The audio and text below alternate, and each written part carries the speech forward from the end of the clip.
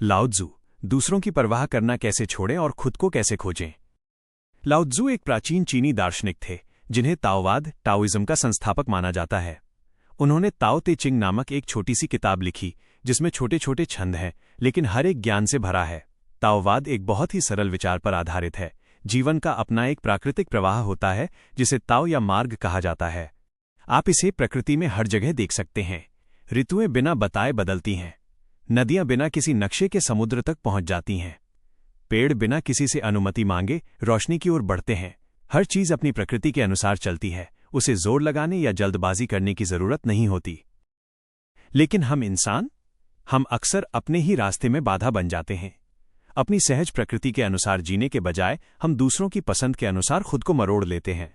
हम अपने शब्द बदलते हैं, अपने उन हिस्सों को छिपाते हैं जो दूसरों से अलग हैं, और कभी कभी अपनी मंजूरी पाने के लिए अपने सपनों को भी किनारे कर देते हैं। समय के साथ हम भूल जाते हैं कि हम वास्तव में कौन हैं।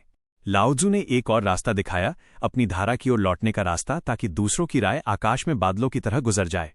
इस वीडियो में हम उनके दर्शन के माध्यम से जानेंगे कि दूसरों की सोच की परवाह करना कैसे बंद करें और खुद तक वापस आने के सरल तरीके खोजें। 1. अपने ताओ का पालन करें। लाओ त्ज़ू ने सिखाया कि अपने ताओ का पालन करने का मतलब है बस उस तरह से जीना जो आपको स्वाभाविक लगे। जब आप अपने तरीके से जीते हैं तो आप वो बनना छोड़ देते हैं जो दूसरे सोचते हैं कि आपको होना चाहिए। आप अपनी प्रकृति के अनुसार जीते हैं, ठीक वैसे ही जैसे एक पेड़ अपनी जड़ों के अनुसार बढ़ता है। एक पेड़ खुद को किसी अजीब आकार में नहीं बदलता सिर्फ इसलिए क्योंकि कोई सोचता है कि उसे अलग दिखना चाहिए। वह बस बढ़ता है। लाओ त्ज़ू ने एक बार कहा था, दूसरों की मंजूरी की परवाह करो और तुम उनके कैदी बन जाओगे। इस बारे में एक पल के लिए सोचें। जब आप दूसरों की मंजूरी पर निर्भर होते हैं तो आप उन्हें ये नियंत्रण दे देते हैं कि आप कैसा महसूस करते हैं। एक अच्छी टिप्पणी आपको अद्भुत महसूस करा सकती है और एक आलोचना आपका पूरा दिन खराब कर सकती है। इस तरह जीना थका देने वाला है।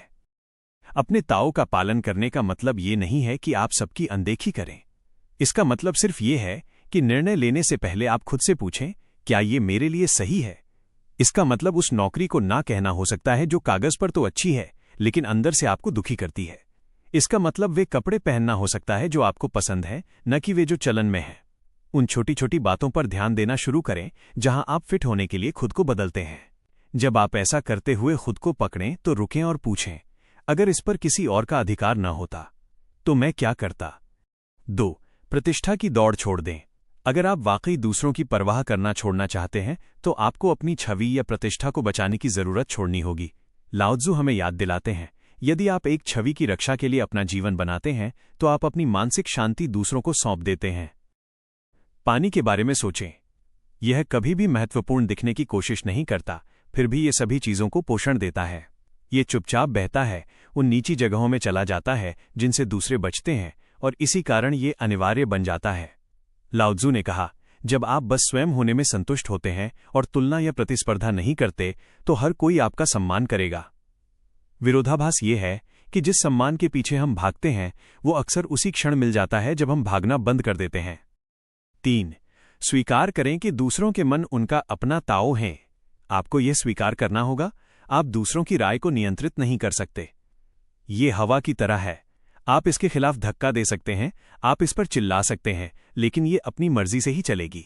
लाओ त्ज़ू ने कहा, दुनिया उन लोगों द्वारा जीती जाती है जो इसे वैसा ही रहने देते हैं जैसा ये है।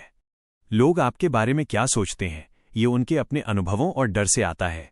समस्या ये है कि हम खुद को समझाने में बहुत ऊर्जा बर्बाद करते हैं, लेकिन ये काम नहीं करता। कुछ लोग आपको समझेंगे, कुछ नहीं। जब आप इसे नियंत्रित करना छोड़ देते हैं तो जीवन हल्का हो जाता है। आप मन ही मन बातचीत दोहराना बंद कर देते हैं और आज में जीना शुरू कर देते हैं। 4. वू वेई का अभ्यास करें। वू वेई का अर्थ अक्सर सहज कर्म के रूप में किया जाता है। इसका मतलब आलसी होना नहीं है। इसका मतलब है बिना जोर लगाए, बिना दिखावा किए और बिना दूसरों की उम्मीदों में फिट होने के लिए खुद को मरोड़े बिना जीवन जीना। सोचिए, हम दिखावा करने में कितनी ऊर्जा बर्बाद करते हैं। वू वेई उस मुखौटे को उतारने के बारे में है। यह पाल चलाने सेलिंग जैसा है। आप हवा को नियंत्रित नहीं कर सकते, लेकिन यदि आप इसके साथ काम करते हैं तो आप बहुत कम प्रयास के साथ आगे बढ़ते हैं। दैनिक जीवन में इसका मतलब उत्तर देने से पहले रुकना हो सकता है ताकि आपके शब्द ईमानदार हों, न कि केवल पॉलिश किए हुए। 5. अपने दिन पर विचार करें। लाओत्ज़ु की सलाह केवल बड़े विकल्पों के लिए नहीं है, ये उन छोटे क्षणों के बारे में है जिन्हें हम रोज भूल जाते हैं। दिन के अंत में कुछ मिनट खुद को देखने के लिए निकालें।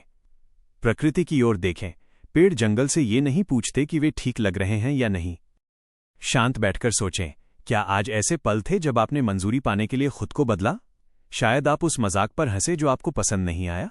खुद को दोष न दें, बस गौर करें। जागरूकता ही स्वतंत्रता की ओर पहला कदम है। एक डायरी में लिखें, अगर कोई मुझे नहीं देख रहा होता तो मैं क्या चुनता। 6. शांति की ओर लौटें।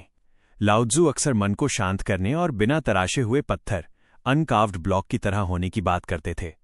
उनका मतलब था कि दुनिया के शोर और उम्मीदों से पहले आप पहले से ही पूर्ण हैं। आपको खुद को ठीक करने की जरूरत नहीं है, आपको बस उस शांत जगह पर वापस आना है। जब भी आप तनाव महसूस करें, बस रुकें और सांस लें। लाओत्ज़ु ने पूछा, कौन तब तक स्थिर रह सकता है जब तक मिट्टी नीचे न बैठ जाए और पानी साफ न हो जाए? जीवन हमेशा चीजों को हिलाएगा, लेकिन यदि आप स्थिर रहते हैं तो मिट्टी बैठ जाती है और आप स्पष्ट देख पाते हैं। जितना अधिक आप इसका अभ्यास करेंगे, दूसरों की राय उतनी ही कम प्रभावी होगी। वे सतह पर लहरों की तरह होंगी, लेकिन आप अंदर से अडिग रहेंगे। 7. बिना इनाम की चाहत के कार्य करें। ताओवाद में सबसे अच्छे कार्य वे हैं जो हम बदले में कुछ भी उम्मीद किए बिना करते हैं। जब हम केवल पहचान के लिए काम करते हैं तो हम अपनी खुशी दूसरों के हाथों में रख देते हैं, लेकिन जब हम अपनी प्रकृति से कार्य करते हैं तो वो काम ही अपने आप में इनाम बन जाता है। एक पेड़ इसलिए नहीं खिलता कि जंगल उसकी प्रशंसा करे, वो खिलता है क्योंकि खिलना उसका स्वभाव है। लाओत्ज़ु ने लिखा, जब काम हो जाए तो उसे भूल जाओ। यही कारण है कि ये हमेशा के लिए रहता है। इनाम की जरूरत छोड़ देने से आप एक ऐसी खुशी की खोज करते हैं जो कमजोर नहीं है। मान्यता मिले या न मिले, आप अपनी लय में चलते रहते हैं।